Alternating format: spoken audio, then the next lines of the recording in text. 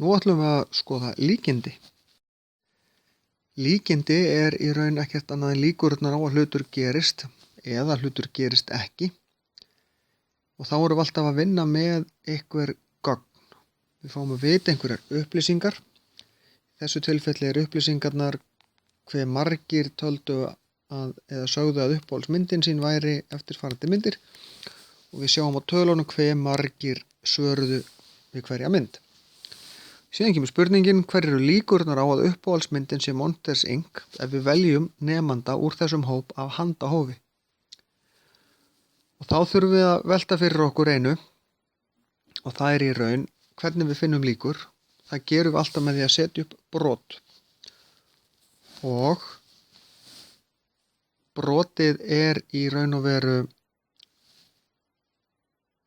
upp á strikinu hve margir velja viðkomandi, sem í þessu tilfelli er 11.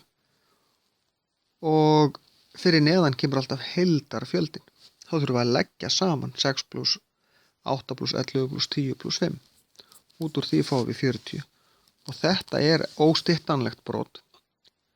Og þar af leiðandi er þetta svarið. Við gætum breytt þessu yfir í tugabrot sem er þá 0,275.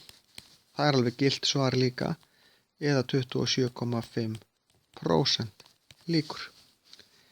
Þessi 3 svör eru öll jafn gild en það er svona yfirleitt venja að svara þessu sem fullstyttu almennu broti. Muna stytta ef það er hægt.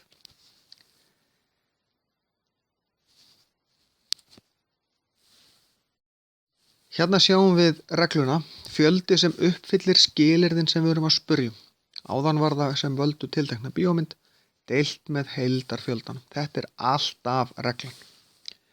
Og ef við skoðum 6-liða tening, hver eru líkurnar á að fá 1? Jú, það er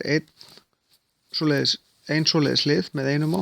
Það eru margar hliðar á teningnum. Jú, það eru 6. Að fá 2, 1 sjötti, að fá 3, 1 sjötti og svo framvegis. Króna, skjaldarmerki af þorskur. Það er 1 skjaldarmerki af 2 hliðum og það er 1 þorskur af 2 hliðum.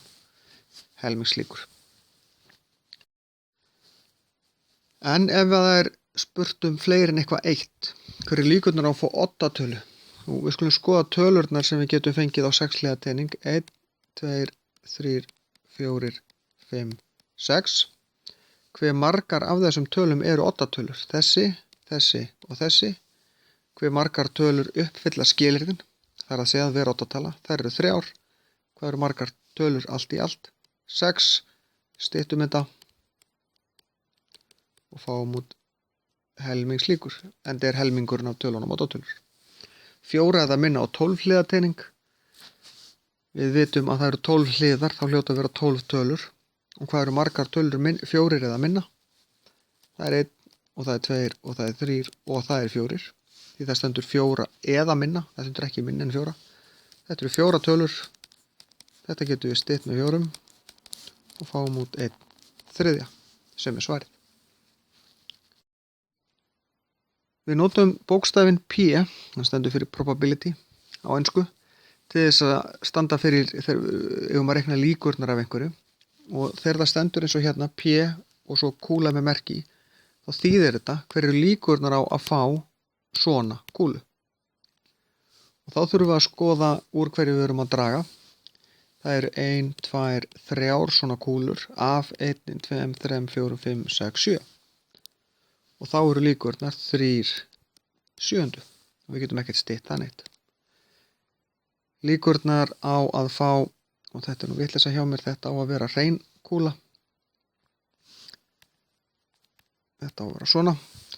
Og þá eru líkurnar 4/7. Og hver eru líkurnar á að fá hreina kúlu eða með krossi? Að þá er það 4/7 + 3/7 er það ekki. Við leggjum bara saman þessu fengum út á þann. Þá fáum við út úr þessu 7/7 sem er 1 heill, sem gefur okkur 100% líkur er það ekki. Því að það eru öruggt. Það er engar aðra kúlur nema sem eru ekki með krossi eða með krossi. Þá hljótum við að fá annað hvort ef við tökum eina. En þá er þessu lokið.